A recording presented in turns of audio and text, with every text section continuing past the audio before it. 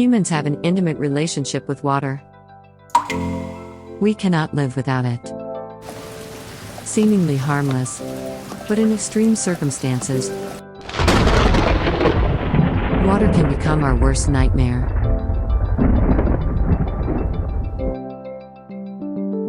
The most widespread natural disaster in the world is water disaster. And China suffered the highest number of flood disasters in the world.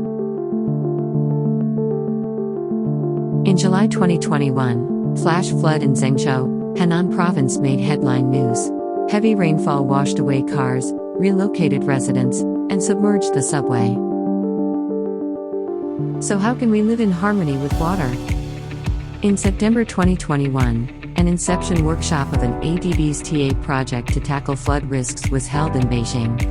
The workshop aimed to hear from senior government officials about China's policy and development strategies in disaster management, and to exchange technical views with experts in the field. Today we are at a inception workshop, where we will listen to how ADB can help the local authorities in the south to address the frequent flooding. So could you tell us what is the purpose of this TA? Sure. I think the name itself explains the purpose of the TA. This TA aims to develop an integrated framework for disaster risk management. The TA was originally proposed as a cluster TA with 4 sub-projects and later combined into a single TA for efficiency gains. We took a very innovative approach during the project design, such that each executive agency would focus on an individual but important segment of disaster risk management value chain, altogether constituting an integrated framework. Right. For example, the Guangxi Development and Reform Commission focuses on the improvement of its understanding of disaster risk identification and assessment.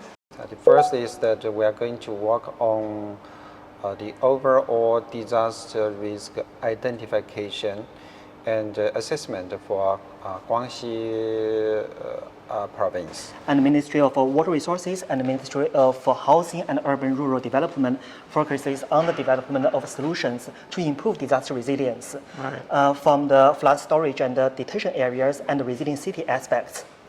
We're going to work on flood detention area management, which is quite important because during and even before a flood disaster, we have to evacuate many people. So we have to have a very good balance between the short-term loss or gain and to the long-term development.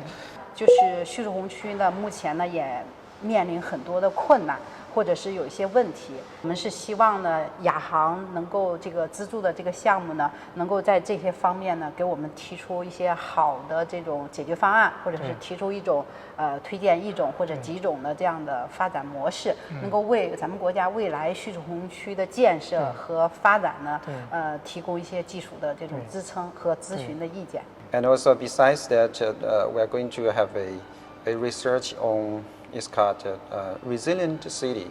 Resilient city, because we're going to integrate disaster risk management into the whole sustainable development of the city, not just the disaster risk management. So the capacity building, the infrastructure, all these kind of different measures, we have to combine them all together. So we can have an overall solution to urban resilient building. The Ministry of Emergency Management instead focuses on the rapid action team for flood and typhoon response, and also the promotion of regional cooperation on investment in disaster resilience. We are going to do a typhoon and a flood rescue and also team personnel and capacity building in Fujian province.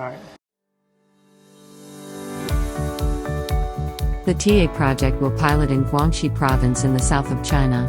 Why Guangxi? We talked to Madam Yan from the Guangxi government. Basically, there are 3 types of main natural disasters that facing Guangxi province. The first could be the flood control within the cities. The second type could be the ocean-related disasters, including typhoon and including earthquake on the ocean. And the third type of main natural disaster would be the rock desertification. Right. What do you hope in particular ADB could help you to address some of these challenges? Through implementing these ADB finance projects, we would do a showcase project for our neighboring province, and also to give us to do an example case for the GMS countries. So to let the community, the GMS community, to know how to mitigate, how to meet the climate changes together. And I think the next step for us is to develop knowledge solutions and also to explore lending opportunities for investment in resilience. So we hope through the implementation of this TA, ADB can add values to the PRC by improving its understanding of disaster risks, strengthening the disaster risk governance, and accelerating the investment in disaster risk reduction for resilience, and enhance the disaster preparedness for effective response. Okay.